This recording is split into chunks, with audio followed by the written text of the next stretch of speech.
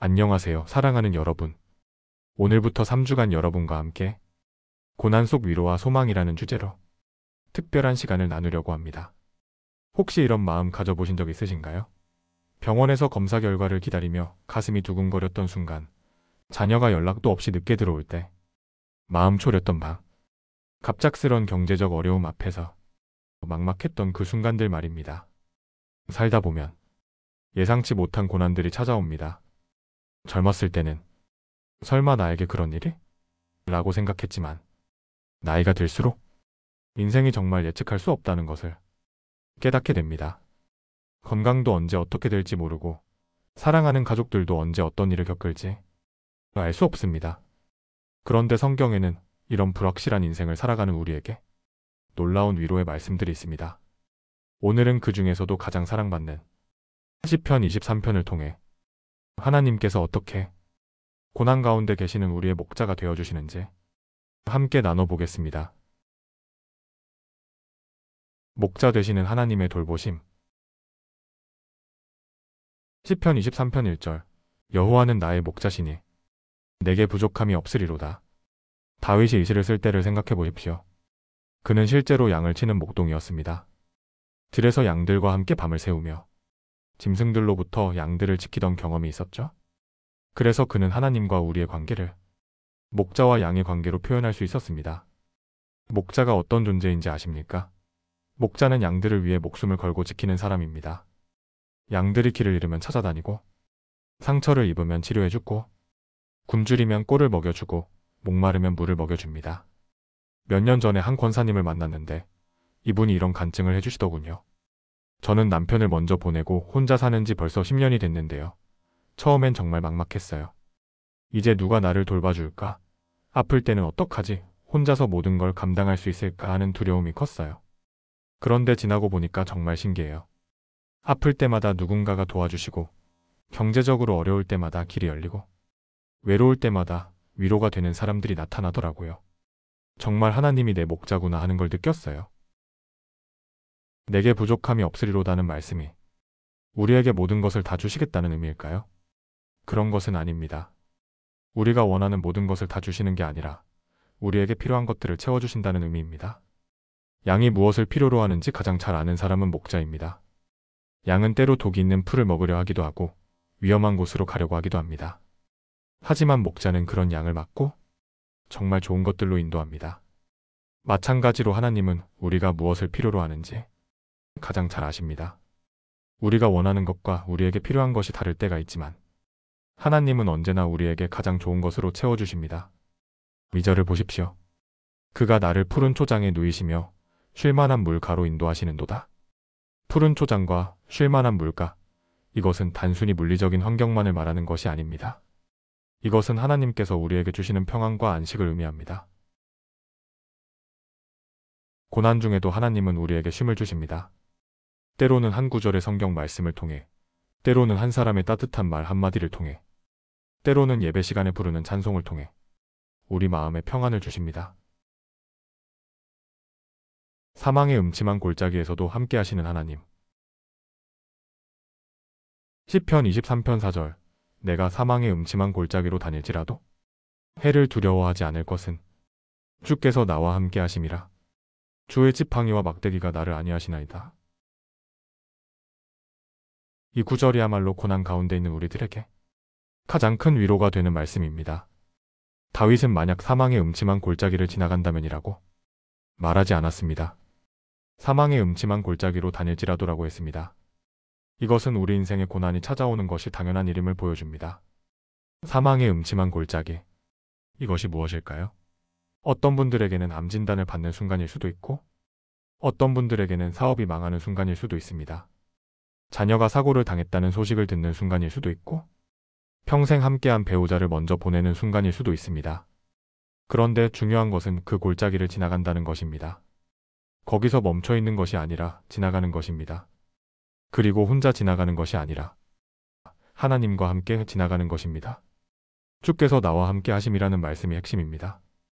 하나님은 고난을 없애주시지 않을 수도 있습니다. 하지만 그 고난 가운데서 우리와 함께 해주십니다. 이것이 우리가 두려워하지 않을 수 있는 이유입니다. 한 집사님의 간증이 생각납니다. 이분은 몇 년 전 심한 우울증으로 고생하셨는데 어느 날 새벽 기도 시간에 이런 경험을 하셨다고 합니다.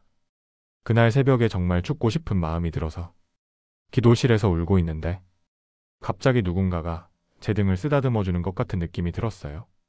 뒤돌아봐도 아무도 없는데 정말 따뜻한 손길을 느꼈어요. 그때 이 말씀이 생각났어요. 주께서 나와 함께 하심이라.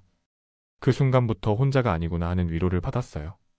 주의 지팡이와 막대기가 나를 안위하시나이다는 말씀도 의미가 깊습니다. 목자의 지팡이는 양을 인도하는 도구이고 막대기는 양을 보호하는 도구입니다. 하나님께서는 우리를 올바른 길로 인도하시면서 동시에 우리를 해롭게 하려는 모든 것들로부터 보호해 주십니다. 때로는 하나님의 지팡이가 우리를 원하지 않는 방향으로 인도하는 것처럼 느껴질 수도 있습니다. 우리가 가고 싶은 길과 하나님이 인도하시는 길이 다를 수 있습니다.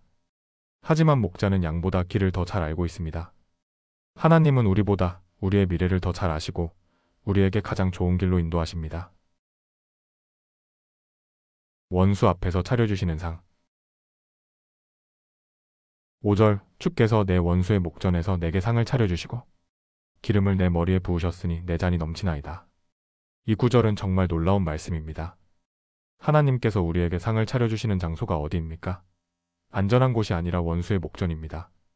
우리는 보통 고난이 모두 지나가고 나서 하나님의 은혜를 경험한다고 생각합니다. 어려움이 모두 해결되고 나서야 감사할 수 있다고 생각하죠. 하지만 하나님은 그 어려움 한복판에서도 우리에게 놀라운 은혜를 베풀어 주십니다.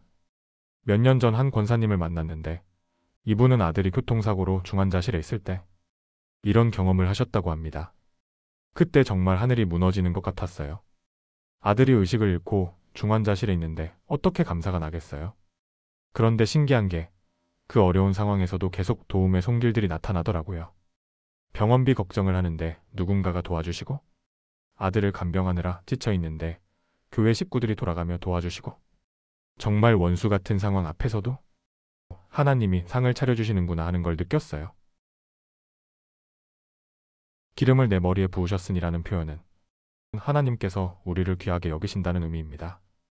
기름을 머리에 붓는 것은 귀한 손님을 환대할 때 하는 예우였습니다. 고난 중에도 우리는 하나님의 귀한 자녀라는 신분이 변하지 않습니다. 내 잔이 넘치나이다는 말씀도 의미가 깊습니다. 잔이 넘친다는 것은 풍족함을 의미합니다. 그런데 이 풍족함에 고난이 없을 때만 경험되는 것이 아닙니다. 고난 중에도 원수 앞에서도 하나님의 은혜는 넘쳐 흐릅니다. 어떤 분이 이런 간증을 해주셨습니다. 저는 남편이 치매에 걸려서 몇 년간 간병을 했는데요. 처음에는 정말 힘들었어요. 왜 우리에게만 이런 일이 생겼나 싶고 미래가 캄캄해 보였어요. 그런데 그 과정에서 하나님의 사랑을 더 깊이 경험했어요. 남편을 돌보면서 진짜 사랑이 무엇인지 알게 되었고 많은 분들의 도움을 받으면서 공동체의 소중함도 깨달았어요. 고통스러웠지만 동시에 은혜로웠어요. 이것이 바로 내 잔이 넘치나이다의 의미입니다. 고난이 우리를 메마르게 하는 것이 아니라 오히려 하나님의 은혜를 더 풍성하게 경험하게 하는 통로가 되는 것입니다. 여호와의 집에 영원히 거함. 6절 내 평생의 선하심과 인자하심이 반드시 나를 따르리니 내가 여호와의 집에 영원히 거하리로다. 이 마지막 구절은 우리에게 영원한 소망을 줍니다. 내 평생에라는 표현을 보십시오. 지금 이 순간만이 아니라 우리 평생에 걸쳐서 하나님의 선하심과 인자하심이 우리를 따른다는 것입니다. 따르린이라는 표현이 재미있습니다. 우리가 하나님의 선하심을 쫓아가는 것이 아니라 하나님의 선하심이 우리를 따라온다는 것입니다. 우리가 굳이 찾으려고 애쓰지 않아도 하나님의 사랑은 그림자처럼 우리를 따라다닙니다. 고난 중에는 하나님의 선하심을 느끼지 못할 때가 많습니다. 하나님이 선하시다면 왜 이런 일이 나에게 생겼을까? 하는 의구심이 들기도 합니다. 하지만 시간이 지나고 돌아보면 그 고난 중에서도 하나님의 선하심이 우리와 함께 했다는 것을 깨닫게 됩니다. 내가 여호와의 집에 영원히 거하리로다는 말씀은 우리에게 궁극적인 소망을 줍니다.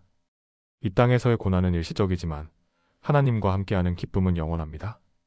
여호와의 집은 단순히 교회 건물을 의미하는 것이 아닙니다. 하나님의 임재 안에 거하는 것, 하나님과의 교제 안에서 사는 것을 의미합니다. 지금 이 순간도 우리는 여호와의 집에 거할 수 있고 미래에도 영원히 그분과 함께할 수 있습니다. 사랑하는 여러분, 오늘 우리는 시편 23편을 통해 고난 중에도 우리와 함께 하시는 목자 되신 하나님을 만났습니다. 여러분이 지금 어떤 골짜기를 지나고 계시든지, 어떤 원수들이 여러분을 둘러싸고 있든지 기억하십시오. 여호와는 여러분의 목자이십니다. 여러분에게 부족함이 없도록 돌봐주시고 사망의 음침한 골짜기에서도 함께 해주시며 원수 앞에서도 상을 차려주시는 분이십니다. 다음 주에는 시편 46편을 통해 피난처 되시는 하나님에 대해 함께 나누겠습니다. 오늘 말씀이 여러분의 마음에 위로가 되었기를 바랍니다.